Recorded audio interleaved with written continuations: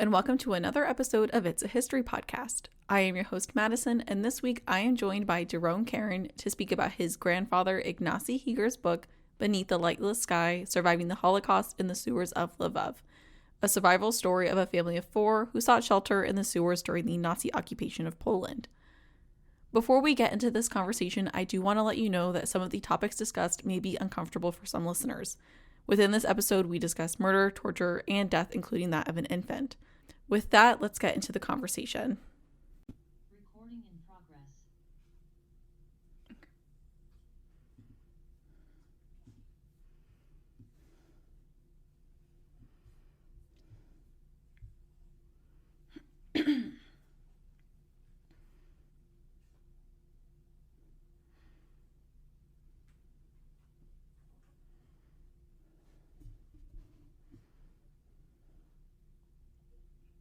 Hi, Madison. Hi, can you hear me? Yes. Perfect. Okay, and I can hear you. Great. Awesome. All right. How are you doing this morning? Good. How about yourself? Doing pretty good. How is frozen Tampa? Oh, it was very cold. I was in a wedding on Sunday. That was, the ceremony was outside and it was an indoor-outdoor reception. It was very, very cold. Very cold. You had to put on things that you normally don't do, which is probably layers of Yes. clothing. Yes, I think I've used every jacket that I own in the last week. That's funny. Yes. No, it was definitely very cold this weekend. So I'm happy to be on your. I'm honored to be on your podcast, I Oh, should thank you. say. Thank you for having me. Yes, thank you for coming on. I'm very excited to have this conversation. So, are we? I guess it's recorded. We're going. We're Yep, so live. I have it recording. I'm gonna do like an official start to it. And then we'll go through and then I'll do like there'll be an end, and then if there's anything afterwards that if you have any questions or we can go over. Okay. But I will be editing it and putting it out for tomorrow. So quick turnaround for this one. Right. And then before we get started, if you can, I know you sent me the pronunciation for your name, but if you can say it yourself just so that I can hear it, because sometimes that's a little bit easier Daron. for me. Can you say it one more time? Daron. Daron. Okay, that's what I was saying to myself, and I was like, let me just make sure that it's Now that I'm doing this, uh-huh. that I'm becoming somewhat of a celebrity adjacent type of person. I want to make sure that if and there's a funny story to this too. I don't know if you've ever seen the TV series Fauda I have not. on. So Fauda is a series done, many years ago about the Israeli I like special units that were infiltrating Hamas, and you and one of the actors, his acting name was Doron. It's a very popular Israeli name. Mhm. So it took 57 years for people to pronounce my name correctly, because once they saw that, they're like, "Oh, Doron, Doron, Doron." And your last name, it's Karen. Karen is the last name, Okay, just wanted but to make sure. and my old family name, my grandfather's original, surname is pronounced Heger. Heger. So CH is a silent C. Okay. All right. Do you have any questions before we get started, or are you good to go? I think we're good to go. I think All we're right. let's roll. Let's Okay. unpack this. Okay. So, welcome to another episode of It's a History Podcast. I am joined today by Doron. Oh my God, I totally just messed up. Hello, welcome to another episode of It's a History Podcast. I am joined today by Doron Keren to talk about. Oh my God, I'm so sorry. I am just not with it this morning. I totally want to get the name of the book right, and I have like 3 different emails. Beneath the Beneath Lightless Sky Beneath the Lightless Sky. Okay. by Ignacy Chiger. Ignacy Chiger. Okay.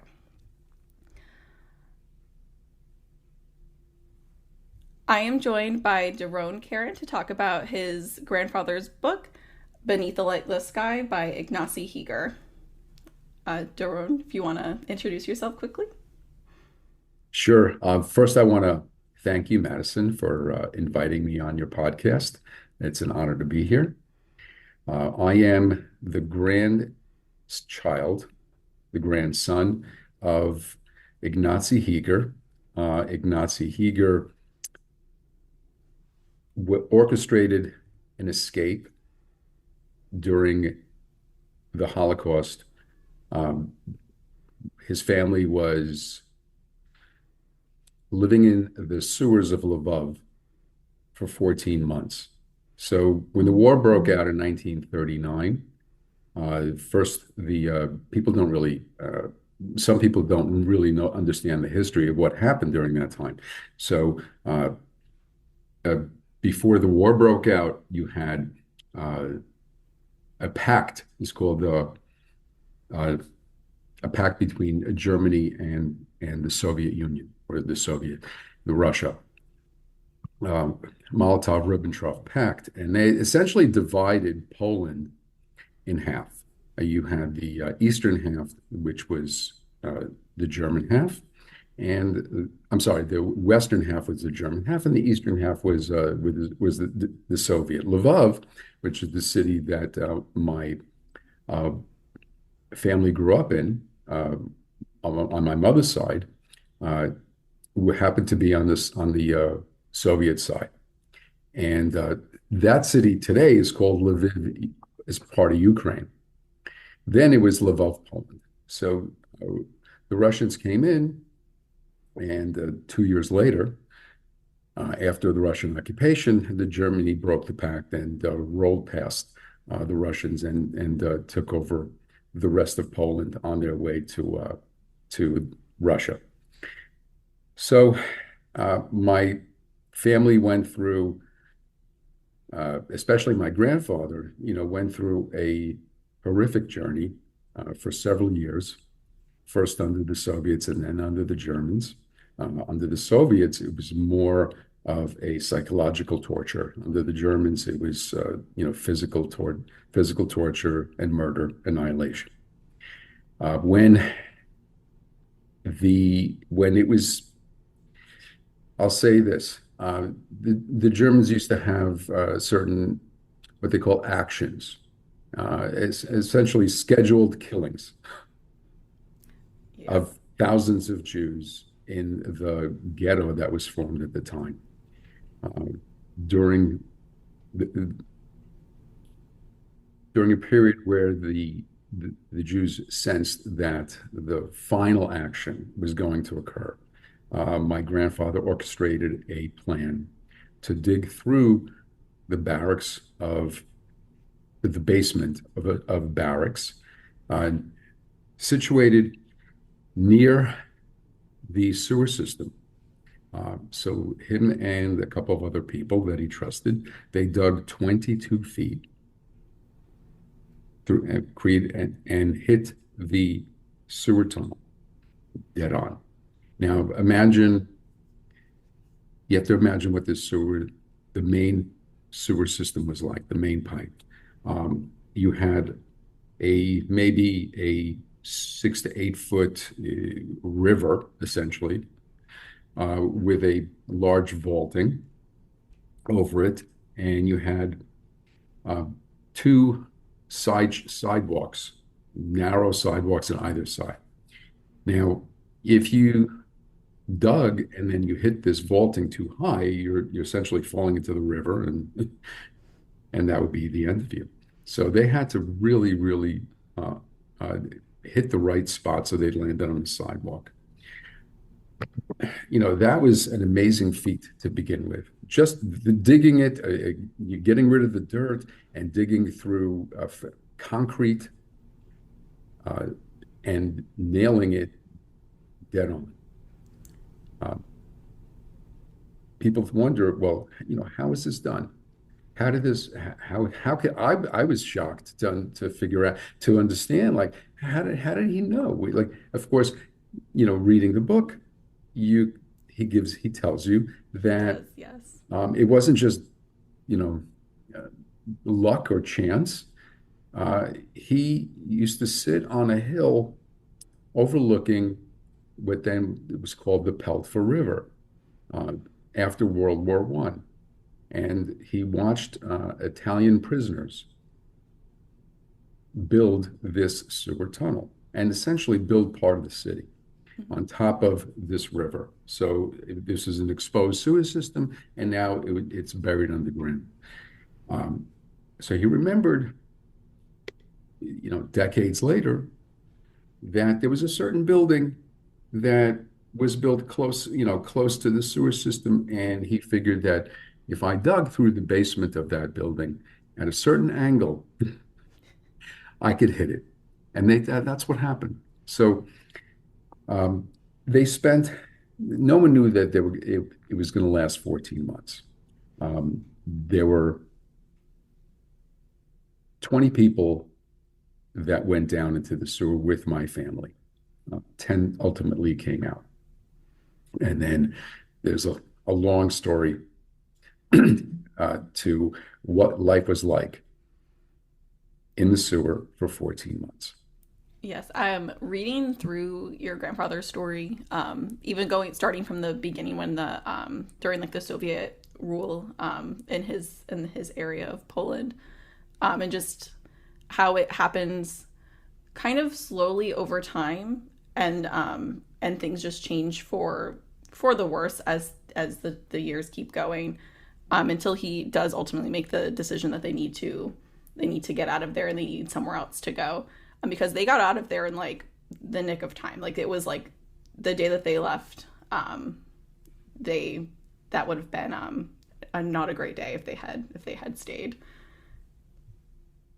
Well, in the book, he also describes there was one person that uh, was the head SS Mm-hmm. officer in charge of the ghetto, and he was a main character, one of the most evil villains anyone could ever read about. You can only imagine it would be kind of like out of a Quentin Tarantino movie. Yeah. He personally wanted to. He had great respect for my grandfather. He hated him, and yet he was very useful to him. Yes.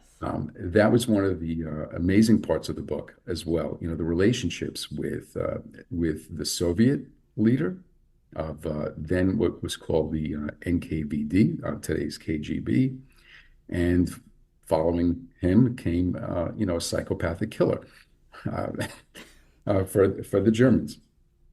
So he told the story that this man wanted to hunt down and kill my grandfather himself because he didn't trust anyone else to do it. He knew how elusive my grandfather could be and how smart he was. And so he wanted to make sure that he did it with his own hands. Um, so imagine imagine one day in, let's say, I guess it was, in 1939, you had a nice business, everything was well.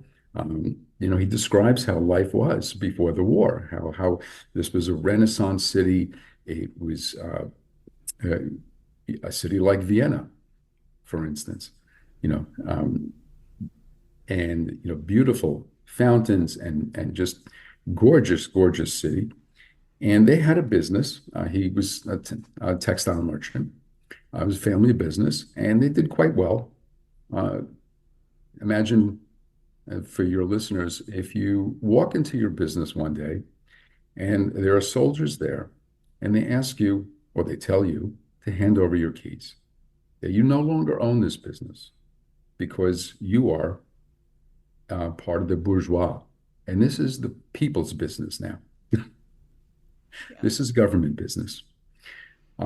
You have nothing. You have nothing that you can do about it. Guns are pointed at you. You have no way of defending yourself, and so you capitulate. And by the way, the employees that have worked for you for years, um, those employees weren't Jewish, and they worked for you, and you had great relationships with them. In fact, they came to your house for dinner. Imagine that all of a sudden they turn on you and they call you out. And now you suddenly realize what they must have felt for all these years. Like, even though you thought you had a good relationship, you were the owner and they were the people who worked for you. And whether you were kind or not, it didn't matter. Um, the people thought that the Russians that came in, the Soviets, um, they came in promising paradise. They came in, you know, with freedom from the greedy capitalists. And my grandfather writes that, they came in as liberators and they liberated them from all of their possessions. That's that's how it was. And you couldn't trust anybody because there were spies everywhere. Uh, People became paranoid. Also, imagine that right after losing your business, you go home and there are strangers living in your house. Now your nice home is reduced to maybe 500 square feet and you sharing everything. Well, that's how things were. And now you say that it kind of happened over time, but in actuality, things happen really quickly if you think Originally, about it. very quickly, yes. The society devolved, and you had. Here's the interesting thing. During that time, you had this. When you read it, you think, my goodness, that kind of sounds a lot like what might be happening today with people embracing like the democratic socialists of America, let's say. Where we have literally a socialist mayor in New York, and how rich people in New York City embrace this, as well as people who are very, very modest means, because they thought that, well, for the people who don't have much, to them it was a way of saying, let's you know even the playing field. Now we're going to have what we didn't have before. But as my grandfather writes, there were many wealthy, young, Jewish, bored people who just kind of needed a cause to get behind. They felt, this was like very fashionable to demonstrate and to march in the streets. And so they also got behind the Soviet propaganda. And there's a term for the people like that, and they're called useful idiots. And it's true today, what's happening today. And until they weren't useful anymore. And then they realized what true communism was like. Now, they thought, well, we're gonna have all these things. I mean, they're promising us this paradise. What the Soviets really did was they took everything from Lvov and shipped it into the Soviet Union. So now everyone was equally miserable. I remember reading one part about I believe it was in the paper factory, possibly with the machines that they had just got and the Soviets shipped them back to the Soviet Union and copied it piece for piece, and then shipped back. I think it was the copies back The to copies. the paper factory, just so that they could have the originals in the Soviet Union, with no regard for copyright or patents. And yeah, I'm going to also reminded me of that reminded me of what my grandfather wrote about when he went to a paper factory, or the newspaper factory, and he it was like a metaphor of what happened to human beings. So he talks about how he sees this just raw, um, I don't know what created it, just wood and chips and this and all kinds of products, and it goes through this sophisticated machine and comes out newspaper with that to be printed on. And he said, well, under the Soviet rule, it's the exact opposite. A human being goes into a machine and comes out unrecognizable. Yeah. Yes, the section of the book where he's talking about the paper factory and then him having to acquire paper from various means so that he could have the paper for his boss at the time. That was definitely an interesting part where where he was making decisions that he probably wouldn't have made in the past, but because of the current circumstances, he was having to do things that he probably wouldn't do during prior to the Soviet rule. Well, he worked. I mean, he was under He did work, yeah. employment, I guess, if you want to call it that.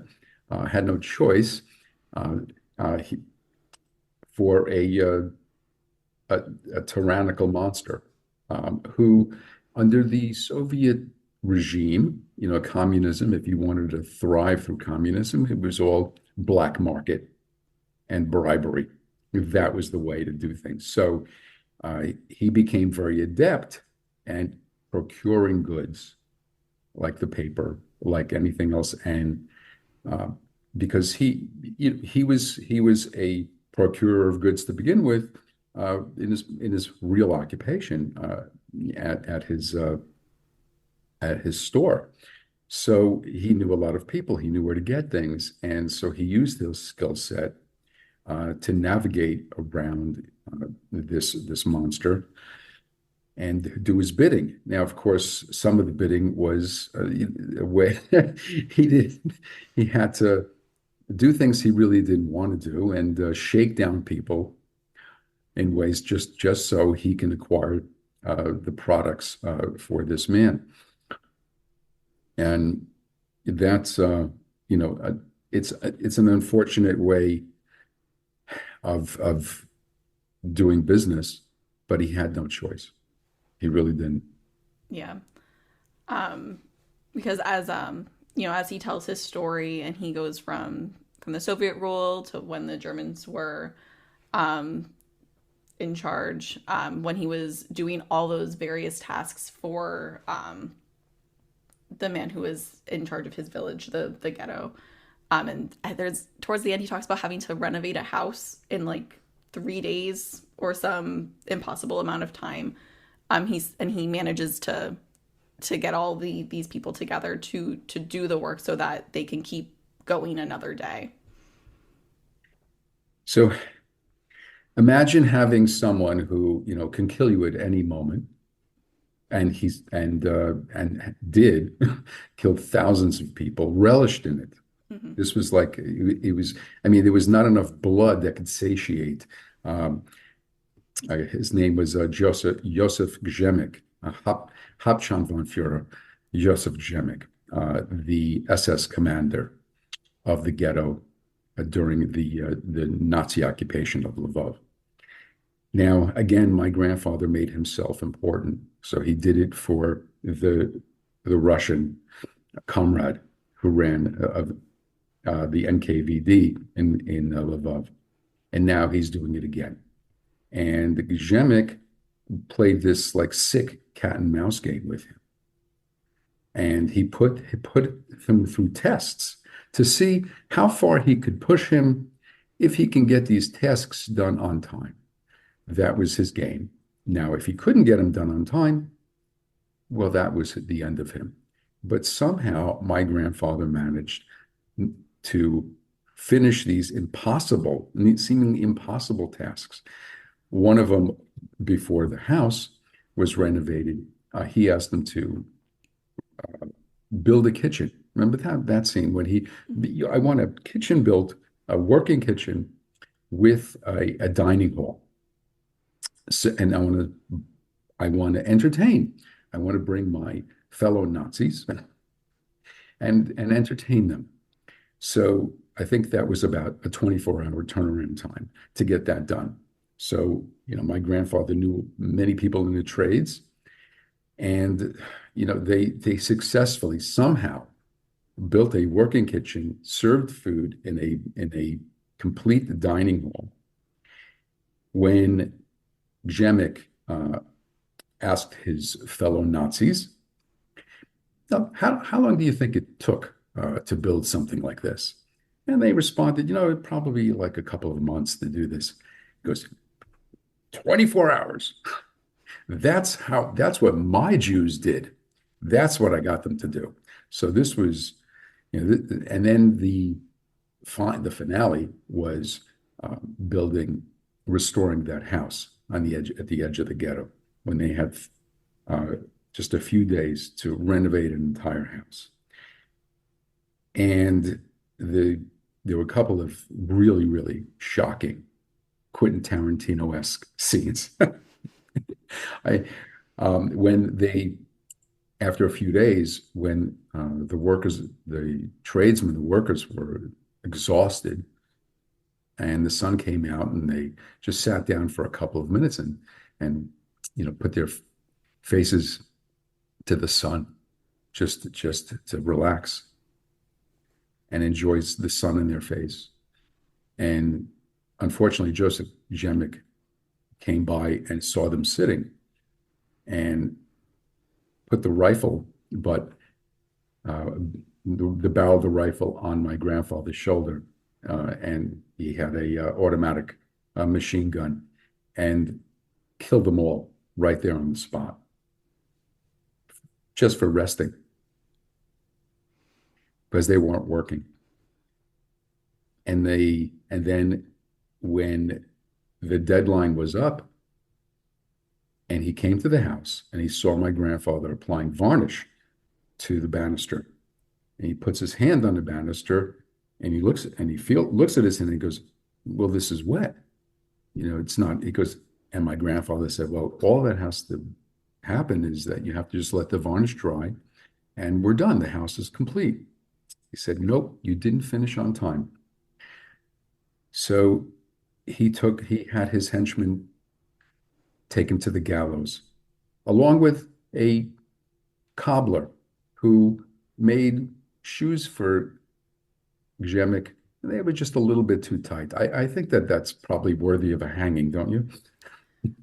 Definitely. That is just the things that they deemed murder worthy were, I mean, just being alive was something that they could murder you for.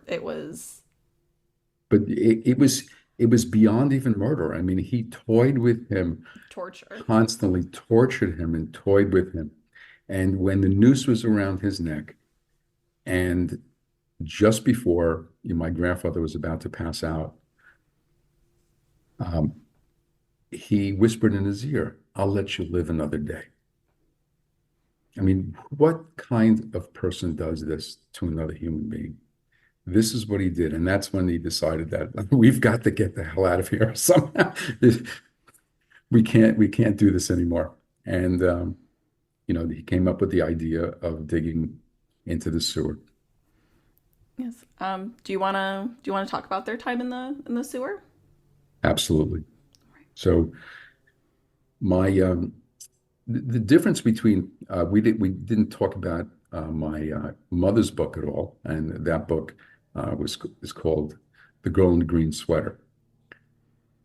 The difference between that book, which actually came out before my grandfather's book was published, that book was first published in 2008 and led to the movie feature film called In Darkness, which was nominated for an Academy Award for Best Foreign Language Film. So now with this book, I'm kind of bookending the family story. The difference was that my mother's book was mostly about the sewer. And with my grandfather's, it's maybe 20 to 30%, because he talks about his time during the Soviet occupation and then the German occupation. And it makes sense because my mother was 4 to 7 years old, and in the beginning, and then later in the sewer, she was her memory is really, because she was a young girl, her memory was about hiding in the apartments.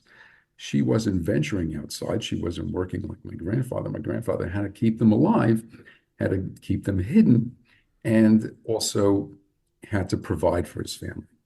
So he recalls things more so from the ghetto perspective, and hers is from the sewer. And many of the same events. It's remarkable how you have a child's perspective on things, and then you have an adult, a parent's perspective. So they make a decision that they're going to dig into the sewer. They hit the sewer. The men come out of where the opening in the sewer, and suddenly someone comes and finds them. Now they thought that that was it. They were dead.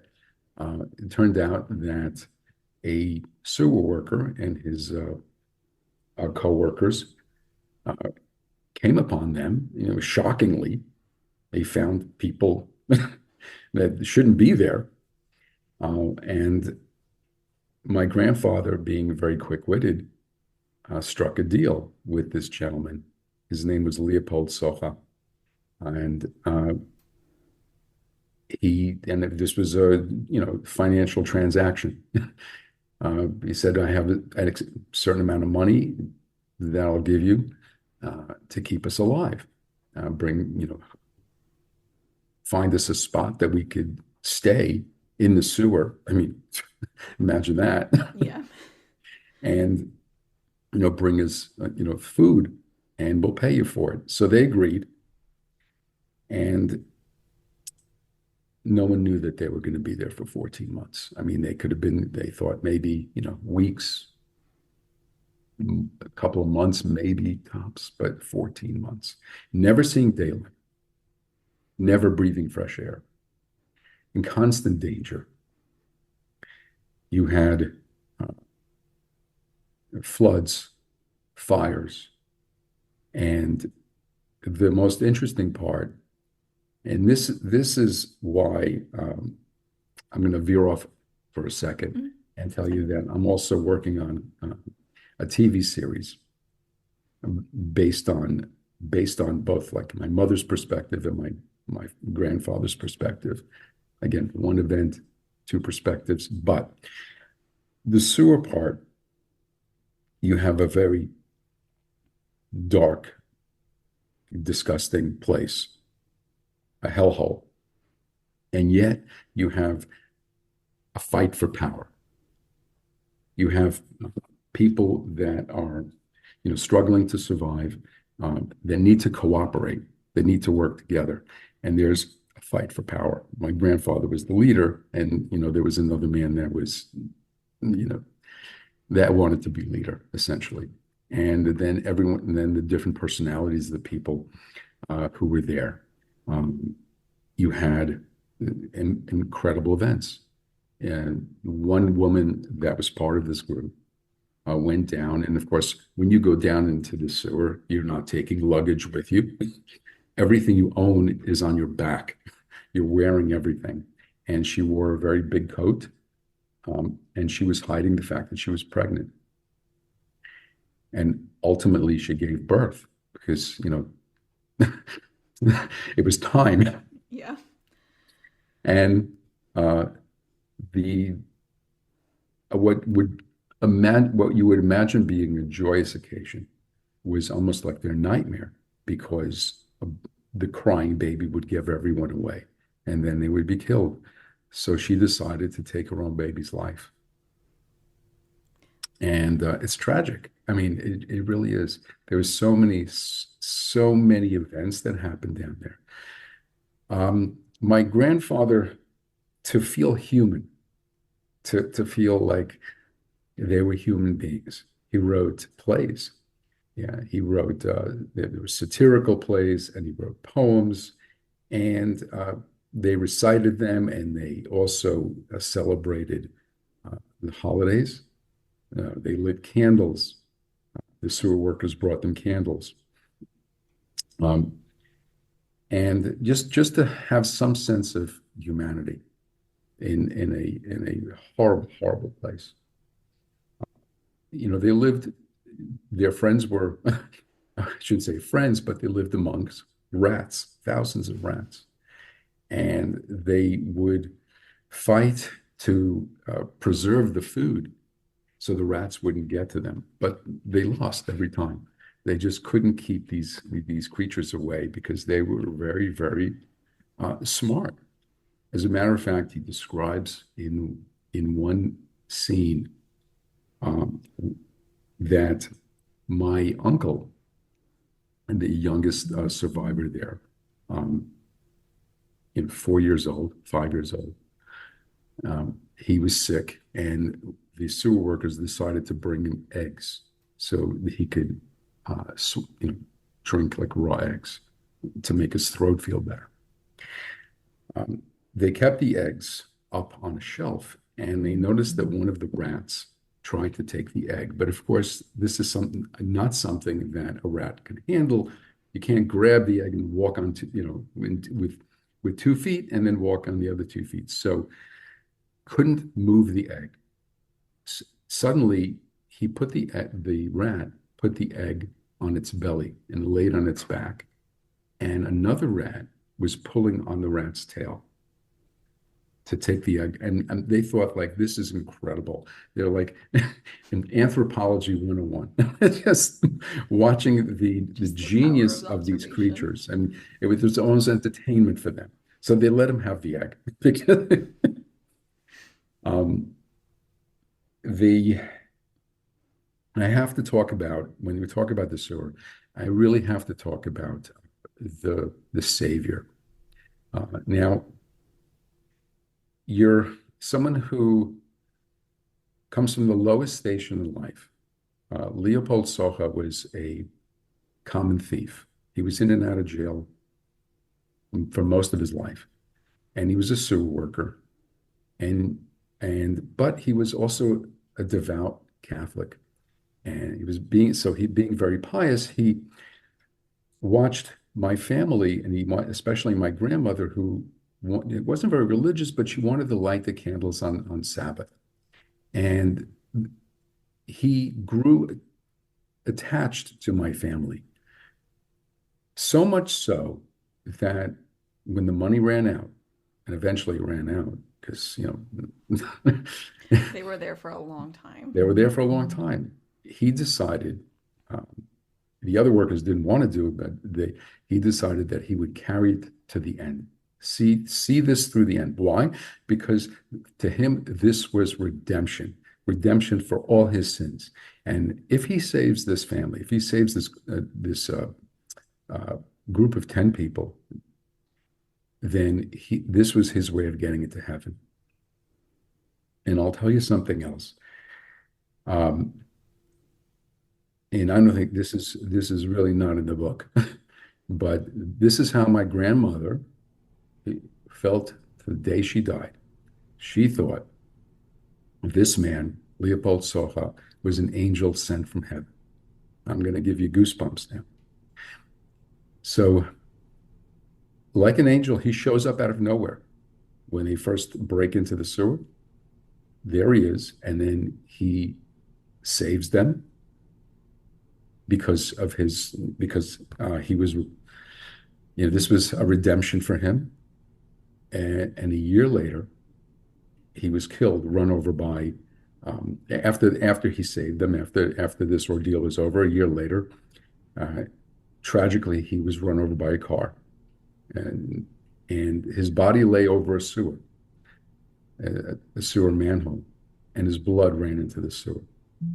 So my grandmother swore that he was an angel sent from heaven, because he appears out of nowhere, and when his job was done, God took him up to heaven. Yeah. And He the happenstance of him coming upon your grandfather's group and willing to help them, and even going past when the money ran out, that was something that he didn't need to do, but he still did it. for his redemption for humanity. He also put a gun to his wife's head because his wife wanted to give him up. And this was such an important thing for him. And it became his second family. They became his second family. Yeah, from reading through your grandfather's story, it seems like that him and the other worker, they did seem to like spend time with them while they were down there, like sitting with them and talking, going over stuff that's happening above ground. So over 14 months, I can see how that relationship would have grew and become something more than just someone helping someone else. They spent quite a lot of time with them. I mean, they were the only source of information to what was happening. He brought my grandfather newspapers, and so again, he could read about what was going on. And up top, and he often sat with my mother on his lap.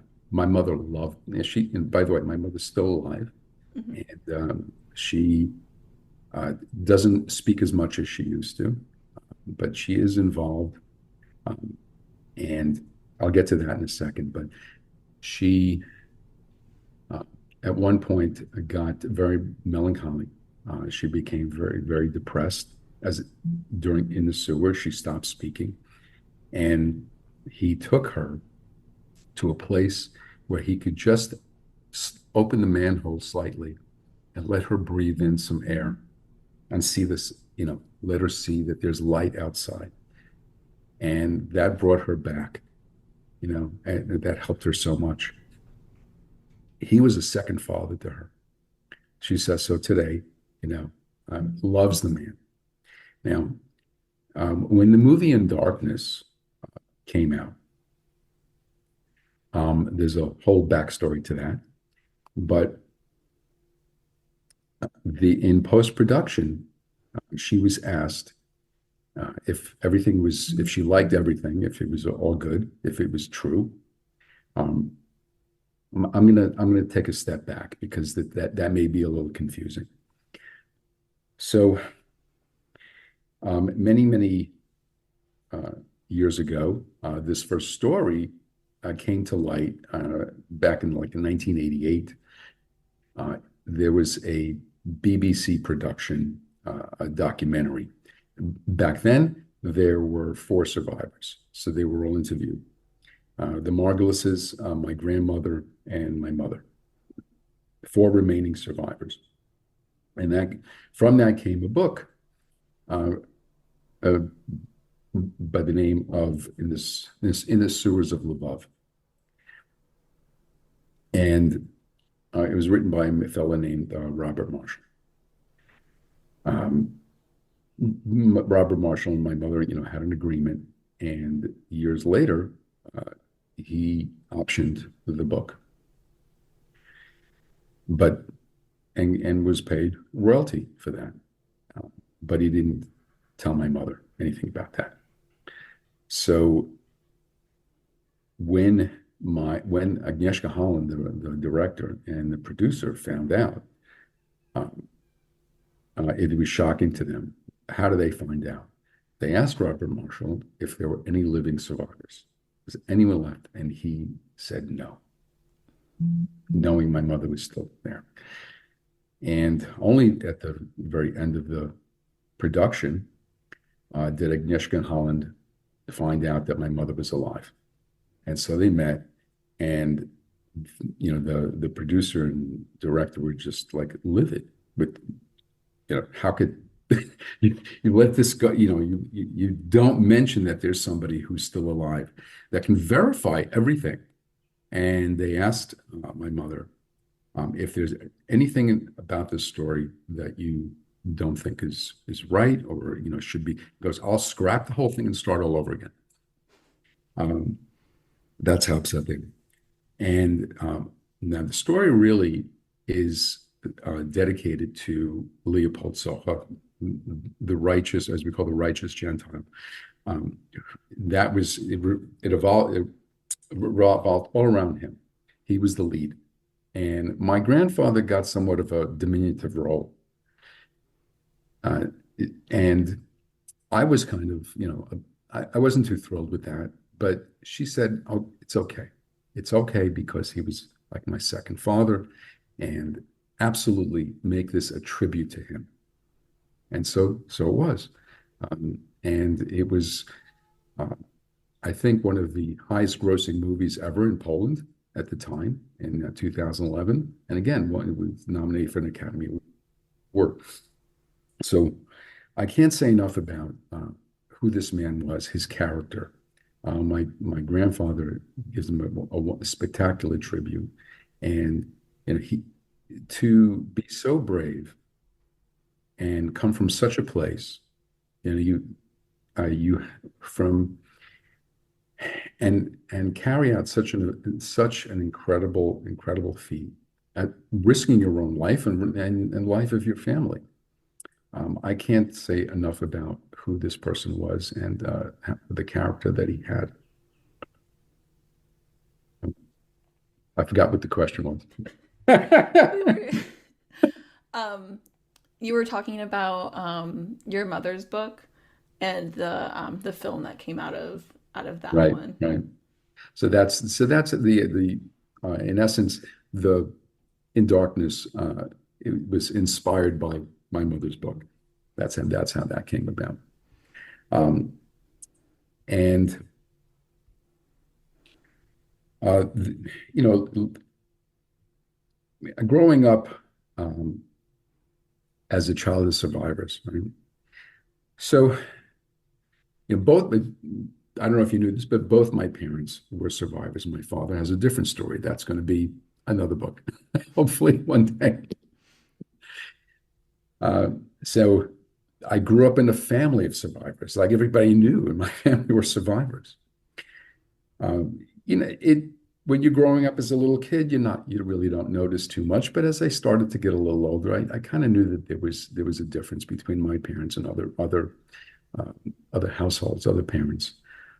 The refrigerator was always full of leftovers that should have been thrown out a long time ago.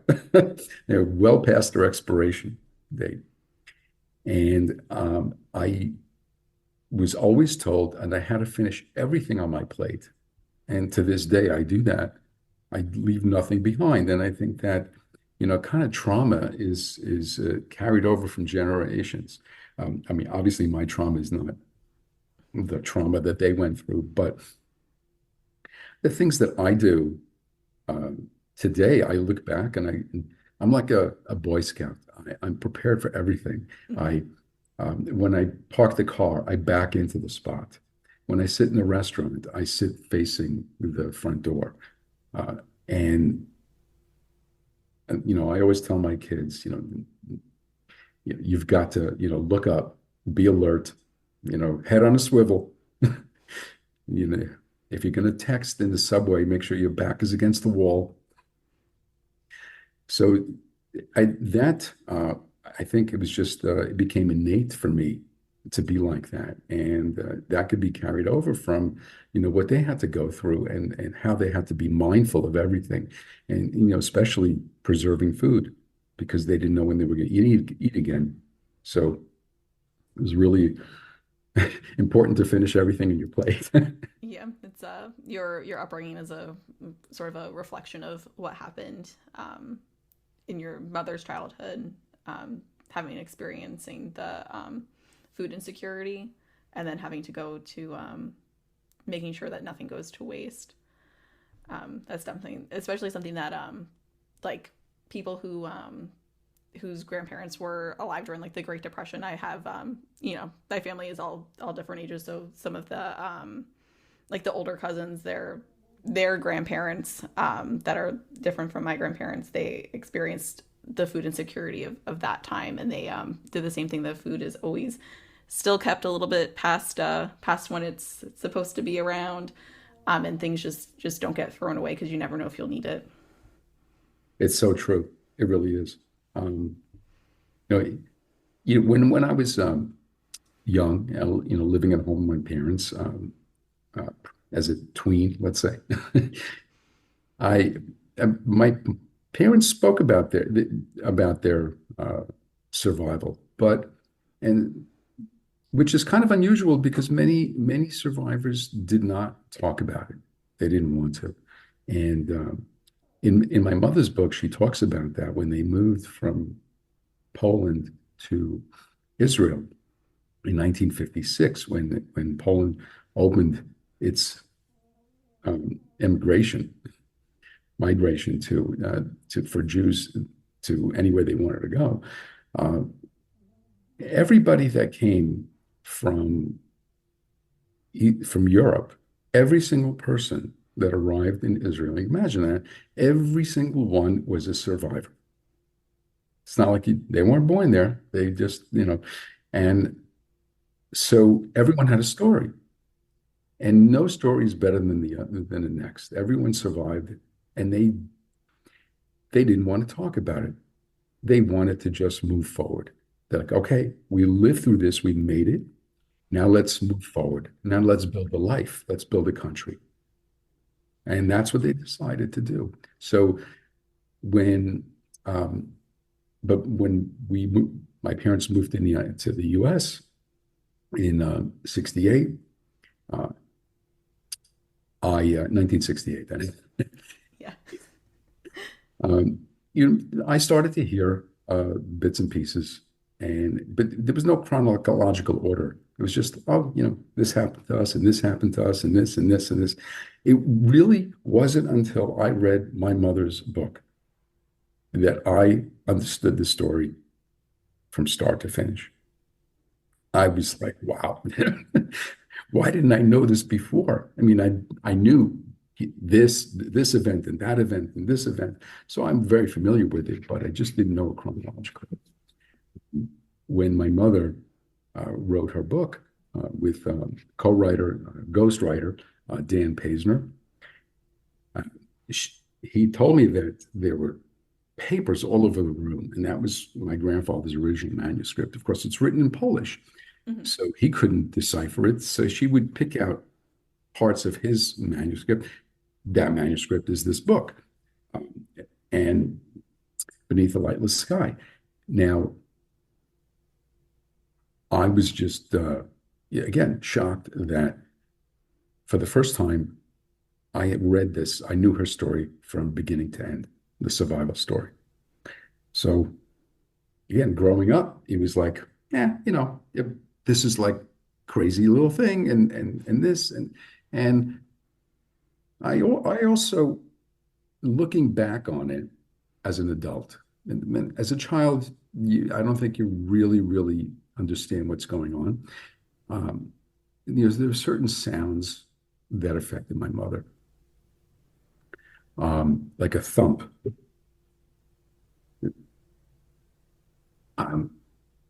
Eventually, she told me that sound triggered her memory of when mothers would come home to find their children gone, and they would throw themselves off of the roof of their buildings.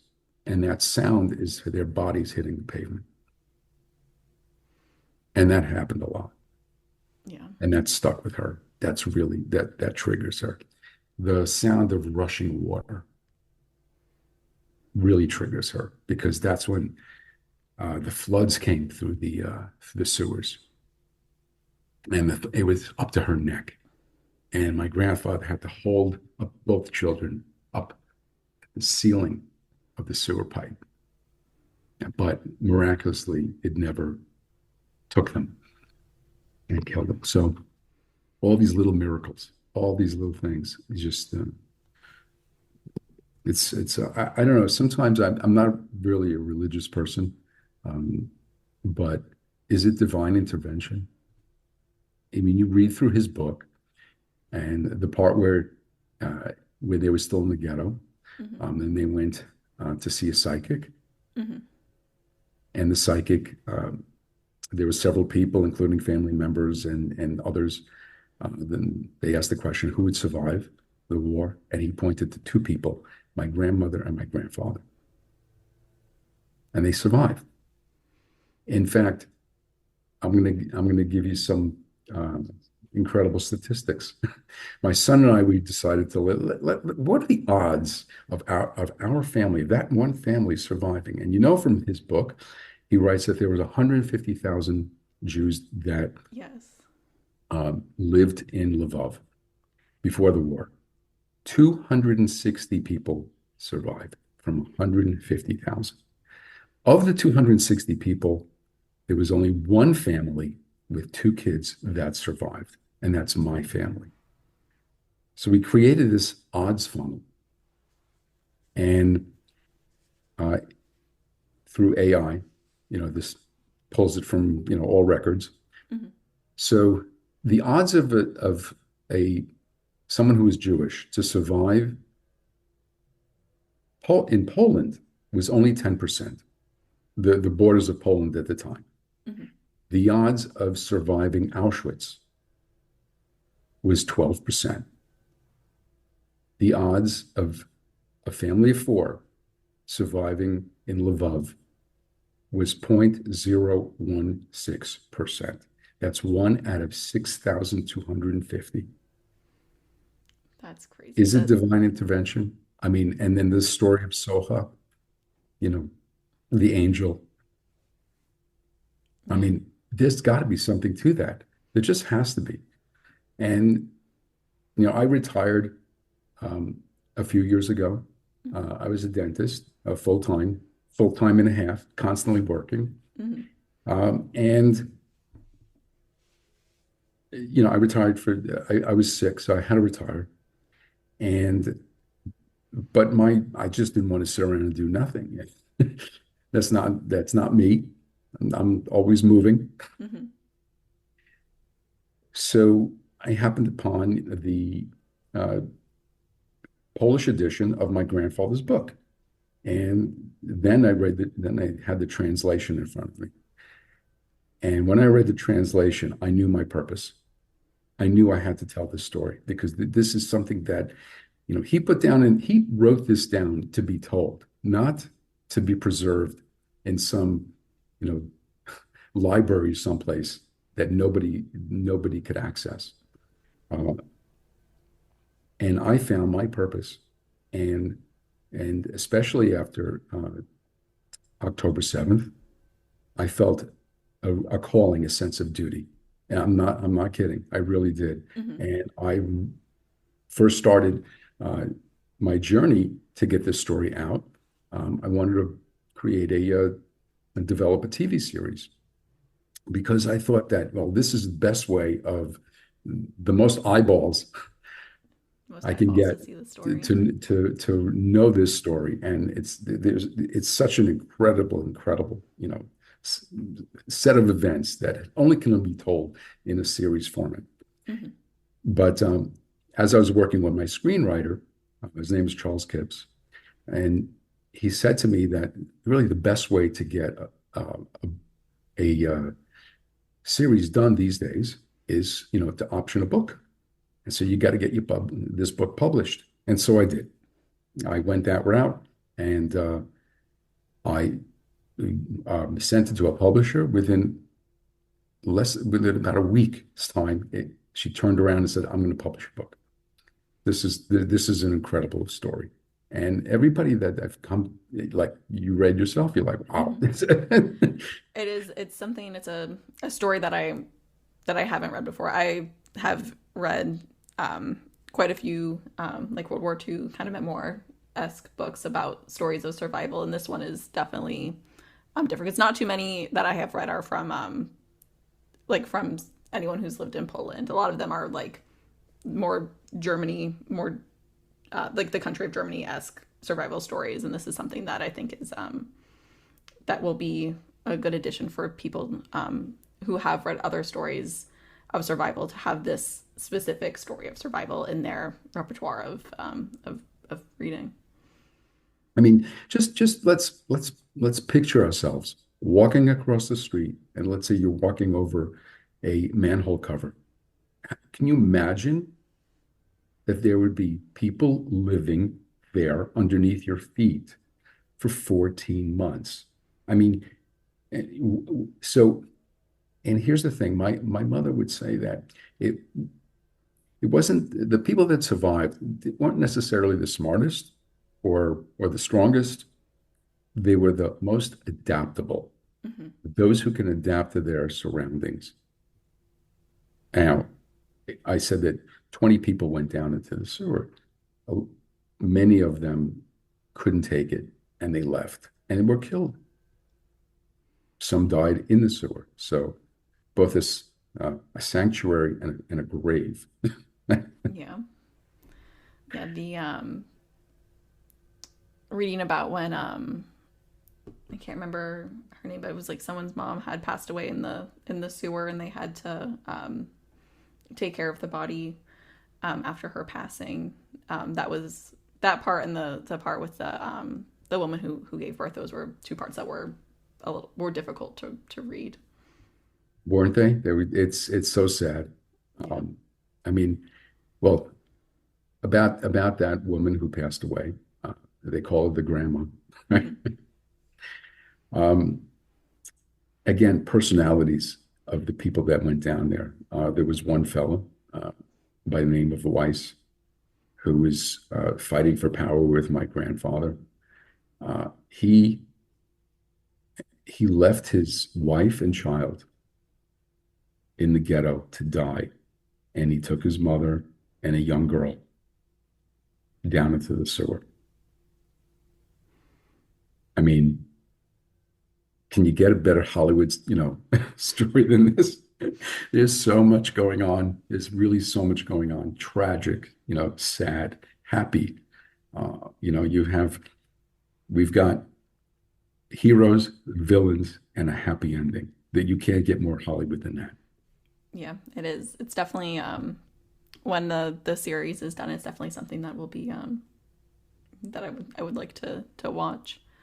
Um, so one of the things that I want to make sure that we definitely talk about is making sure that that these survivor stories are things that are carried on as we move towards the future. I remember watching like the teacher pulling in the TV with the VHS player with the tapes. I remember watching those in middle school when we were doing like Diary of Anne Frank and we were reading The Boy in the Striped Pajamas, and just having those the stories from the survivors themselves. I think is something that's really important because you need that firsthand memory of what happened. Because reading it from like a third person perspective is one thing, but actually like being immersed in the story from the person's perspective is something that that I think we need to experience so that something like this doesn't happen again. We just need to keep it in the cultural zeitgeist, something that is constantly in the back of our minds. Like this is something that has happened in our past, and not even like a distant past. Like this is a something that happened relatively recently in the in time. So, we're the last generation that can say, I knew someone who was there, Mm-hmm. and soon no one will. So that means memory becomes a choice, right? I mean, that's why publishing my grandfather's memoir was about making sure a witness still has a voice. So that was the sense of duty and responsibility I was talking about. So, I mean, memory without responsibility is just nostalgia. Yeah. And it's upon the survivors, the next generation that I'm a 2G, technically, it's second generation. My two boys, Jonathan and Daniel, 32 and 29, are third generation. And I did never really ask them or,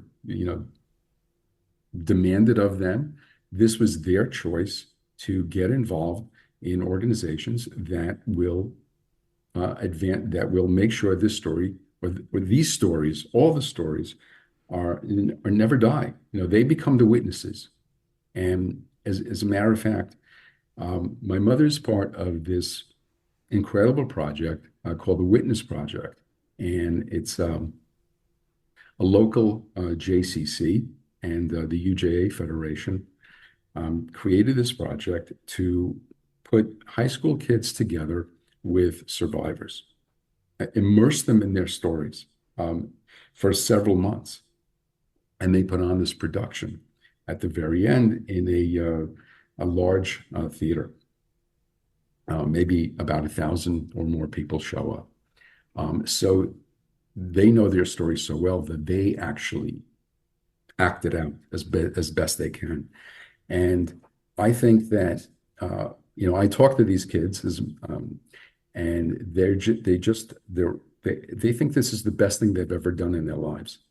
You know, they they love these survivors. They love them as human beings. They love their stories. They love uh, their passion to share the stories, and they love becoming the witnesses. So I think we need to have more and more and more uh, types of programs like that. Of course, within a couple of few years, there aren't going to be any living witnesses. So it's incumbent upon us to make sure these stories don't disappear. And because, like anything else, history can be changed, unfortunately, today with social media, and everything gets warped. And you've got to really keep the history right in order that it doesn't repeat or rhyme. Yeah, that is something that definitely we don't want any repeats. I just everything that happened during World War II was just, it sounds unbelievable that something like this happened in a time that we had we had cameras, we had radio, like we had all these ways for communication to happen, and something like this was still able to go on for the amount of time that it did. It's just something that you wouldn't think would happen in a modern time period. So before we wrap up, is there anything else you want to make sure gets said in this conversation, or is there anything any further projects that you want to make sure to highlight? I know we've talked about your mother's book and the upcoming series, some previous movies. Is there anything else in the works? Well, that keeps me pretty busy. Yes. So my focus is really, just now going to events that I can talk about the book, give book talks, podcasts Yes. about, and I'm willing to speak to anybody about this who wants to listen, and uh, hopefully this becomes a TV series, and because it should. It really should. I think it makes for an incredible series. And so those are the things that are going to keep me busy. Of course, I also spend time with my mother and I talk to her. And it's not always the easiest thing for her to discuss, because her her childhood was she was robbed of her childhood. It was taken away. Her childhood was trauma. And while I'm always interested in learning more and more and more about her story, I can't learn it from my father anymore because he passed away a couple of years ago. His story is pretty phenomenal too. Um, so I'm going to just turn to his story and just give it a little shout out. Uh, my father I call the Schindler B-list survivor. After because he was really Oskar Schindler helped save my father, but he wasn't in the original story of Schindler's List. And that's a whole nother podcast talking Yes. about that, because that's a pretty fascinating story as well. Um, Again, leave everybody with the the idea that you really have to keep these stories going, from generation to generation to generation. It's so important, because otherwise, it disappears. It Yeah. becomes memory. And again, memory without responsibility is just nostalgia. And ultimately, it won't be memory. It'll be something, a blurb in the history books, maybe. Yeah. as time goes on. And Mark Twain's famous line, history doesn't always repeat, but it often rhymes. So hopefully nothing like that will ever happen. Um, I think that my grandfather wrote, even though he suffered tremendously at the hands of these psychos, he writes, are they humans or are they jackals? He wanted to find some human form in these monsters. Do they exist? And I think that if you actually have people thinking that other human life is like, let's say, a cockroach, right? And you don't look at them as human beings anymore. You look at these disgusting creatures. You can take a life because you've been programmed to do that. If you don't look at other human beings the way they should be looked at. Yeah. So that's all I got. All right. Well, thank you so much for coming on and telling everyone your grandfather's story, some of your mother's story. I'm just so grateful to have had you on today. I'm honored to be on your show. Yeah, so thank you again. And Beneath the Lightless Sky yes. by Ignacy Chiger, and The Girl in the Green Sweater by Christina Chiger. All right. Well, thank you again. This was a wonderful conversation. Thank you, Madison. All right. And that's where I'll end it for the show. Okay. Do you have any questions before we go? So do you go back and edit the? Yep, I'll go through and edit. Most of it would just be taking out any longer pauses. I usually take out a lot of my own ums. I usually read from a script when I do my standalone episodes. So coming up with things to say off the brain, I come up with a lot of ums. So I take out those for myself. And these end pieces I'll take up, but it'll stay. I'd say probably 97%. However, we just went with it. Right. I mean, I did have some talking points that I had in front of me, but just to jar my memory. But I think that I've gone over this so many times. That when I read this, when I talk about it, it's like I'm actually having a conversation across time with him. I should have said that. I can see if I can piece that in somewhere. Okay. No, you I didn't usually I converse more, but the way that the conversation was going, I felt like it was appropriate just to keep letting you tell the story. I think there's so much of the story to tell. To go. Yeah. All right. I will edit it and have it ready for tomorrow. That's it's going to be my episode for this week, and I can send you guys a link to the yes, please. That'd be great. Yes. All right. That'd be awesome. I'll put it on my socials. Oh, awesome. Thank you.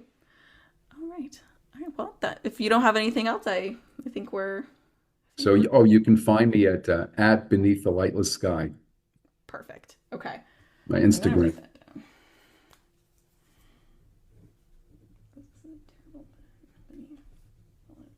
All right, cool. And I will make sure to tag you in any posts that I do for the episode. Great. Awesome. Follow. It's all good for the algorithms. Love it. Yes, they do. All right, Madison. Thank you so much. Yes, thank you. Have a great rest of your day. All right. Bye-bye. You too. Bye-bye.